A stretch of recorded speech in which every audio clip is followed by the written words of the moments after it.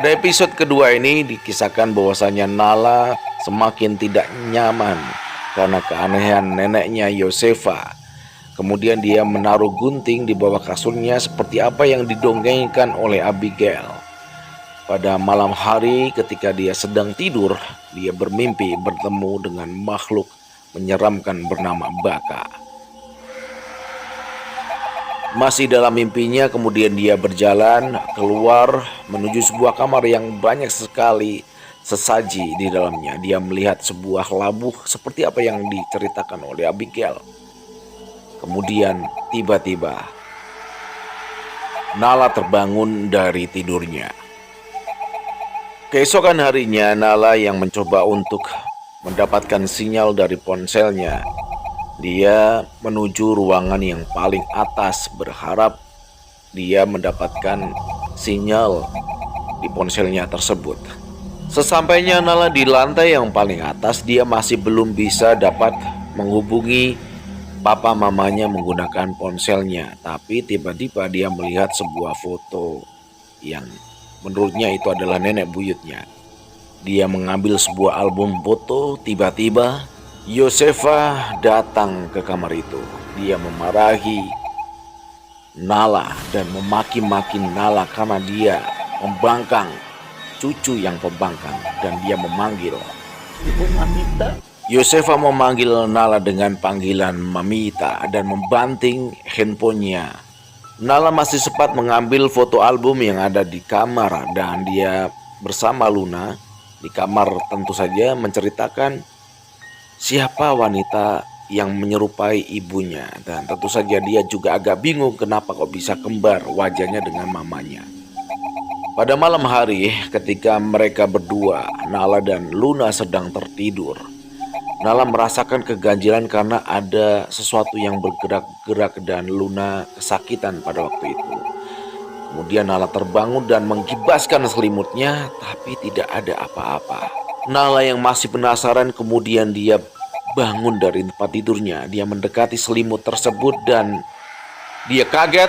Yosefa berdiri bersimbah darah di mulutnya hingga membuat pingsan Nala.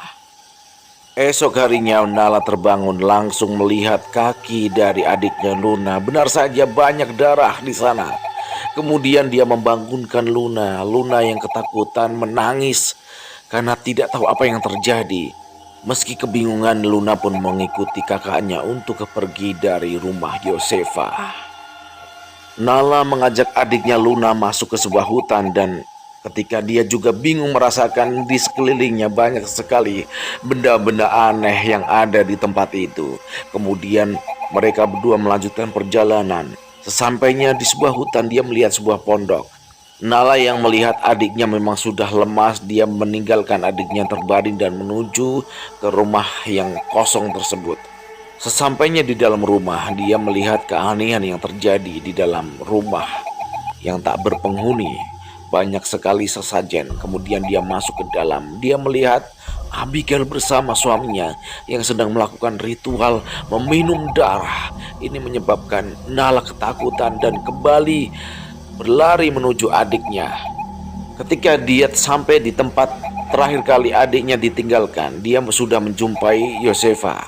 Melihat Luna yang kesakitan, akhirnya dia menyuntikkan insulin ke dalam tubuh Luna yang pada saat itu kesakitan. Kemudian Yosefa marah dan Nala pun berani mengatakan bahwasannya neneknya Yosefa adalah penyihir seperti yang dikisahkan oleh Abigail. Ketika Yosefa mendengarkan perkataan dari Nala, dia mengiyakan. Kemudian dia menggeret Nala dan menguncinya ke dalam sebuah kamar kosong yang gelap.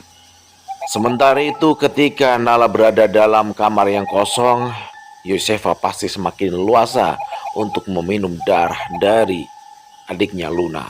Yosefa mengeluarkan Nala dari kamarnya. Dia kaget melihat adiknya semakin pucat dan lemas, dan darah dikeluarkan dari tubuh Luna. Ini membuat Nala kemudian langsung berlari menuju tempat telepon. Dia mencoba untuk menghubungi ibunya, tetapi apa yang terjadi? Yosefa langsung memutus kabel telepon sebelum tersambung oleh ibunya Rebecca. Kemudian Yosefa semakin marah. Kembali lagi dia menutup ataupun mengunci Nala di dalam kamar yang gelap lagi. Insting Nala sebagai kakak yang pasti ingin selalu melindungi adiknya, dia berusaha kabur dari kamar yang dimana dia disekap. Kemudian dia berhasil kembali ke masuk kamarnya sendiri, mengambil gunting yang ada di kamarnya. Tiba-tiba Yosefa datang dari belakang, dia menusuk Yosefa. Akhirnya tertusuklah Yosefa. Kemudian dia berlari mengajak adiknya Luna kabur kembali menuju ke hutan. Betapa kagetnya Nala melihat sebuah ritual di sebuah hutan, di mana dia melihat Abigail yang dengan tatapan yang kosong di antara orang-orang yang sedang melakukan ritual. Kemudian dia melihat ada orang yang menggunakan topeng seperti apa yang diceritakan oleh Abigail. Orang yang menggunakan topeng tersebut tidak lain adalah Rebecca yang sedang melakukan ritual membangkitkan makhluk bernama Baka untuk kesembuhan dari anaknya Luna. Abigail di sana tampak menangis histeris dan dia minum darah yang menjadi sesajian pada malam hari itu. Pada tempat yang lain, Rebecca sedang menantikan detik-detik kelahiran Baka. Karena orang-orang ini memang tidak sadarkan diri dalam melaksanakan ritual membangkitkan yang namanya makhluk bernama Baka. Nala mengajak adiknya berlari kembali tanpa disadari alat insulinnya rusak. Dia bingung bagaimana dia harus menyuntikkan adiknya Luna yang sekarang sedang sekarat. Baka lahir dan tiba-tiba Nala melihat adiknya yang berangsur-angsur pulih dari sakitnya. Kemudian Nala mengajak adiknya untuk berlari lagi keluar dari hutan ini, keluar dari orang-orang yang aneh, keluar dari kehidupan yang menakutkan dan menyeramkan. Mereka berusaha untuk berlari sejauh mungkin, sejauh mana yang mereka bisa capai. Meski pada akhirnya mereka terlalu letih dan kecapean, keduanya pingsan. Untung saja ayah dan ibu mereka menjumpai mereka sedang tergeletak di tengah jalan. Kemudian Nala kaget ketika dia berada lagi di rumahnya Yosefa. Agar Nala tidak menceritakan kejadian yang dilihat oleh Nala kepada Rebecca, maka Yosefa menggunakan bubuk yang digunakan untuk membuat Nala tertidur. Dan Yosefa juga menghasut Rebecca bahwasanya kejadian ini akibat ulah dari Nala. Mendengar itu, Rebecca pun menjadi marah kepada Nala. Yosefa memang matita yang luar biasa, matita yang artinya penyihir. Dia berusaha bijak mengatakan bahwasanya Nala itu hanyalah anak kecil. Itulah luar biasanya seorang matita atau penyihir bernama Yosefa. Kemudian Rebecca turun, masuk ke mobil. Kemudian sebelum dia menggendong anaknya Luna, dia mendapati kakinya yang tidak biasa. Yang nampaknya luka di kaki Luna seperti banyak gigitan manusia. Yosefa yang nampaknya menikmati suasana musik sambil menikmati darah segar dari Luna. Nala yang terkunci, Rebecca yang mencari Yosefa. Yang terjadi adalah Yosefa melakukannya dengan baik. Dia membunuh Rebecca dan akhirnya Yosefa berganti kulit menjadi sangat muda, seperti kembali dia muda pada zaman dahulu. Dan wajahnya memang persis dengan Rebecca.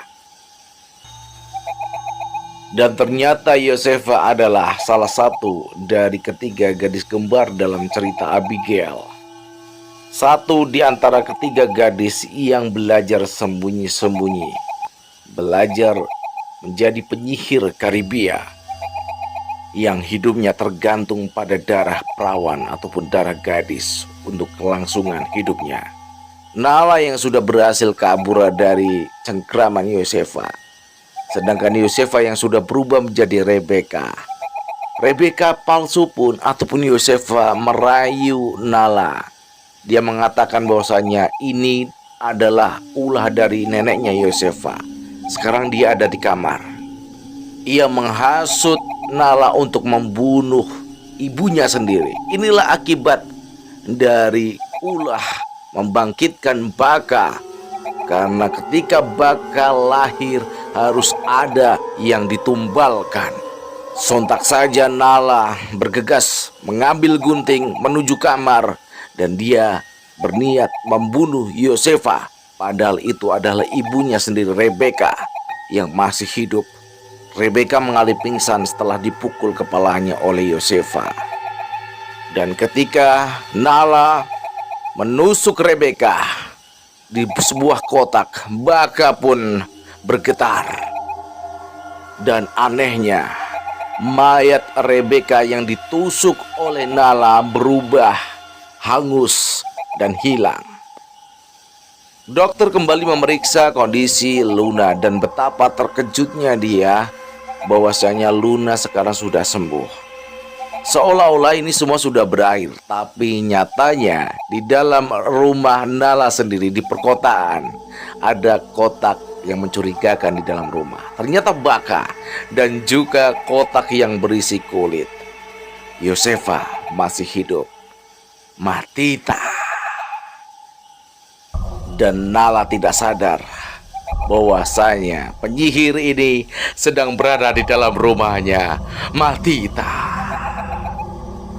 Demikian tadi episode kedua dan usai sudah untuk perjumpaan kita dalam 2 episode. Kita akan berjumpa kembali dalam review ataupun alur cerita film yang lain. Jangan lupa untuk klik tombol like dan subscribe. Kita akan berjumpa kepada esok hari. Bye-bye.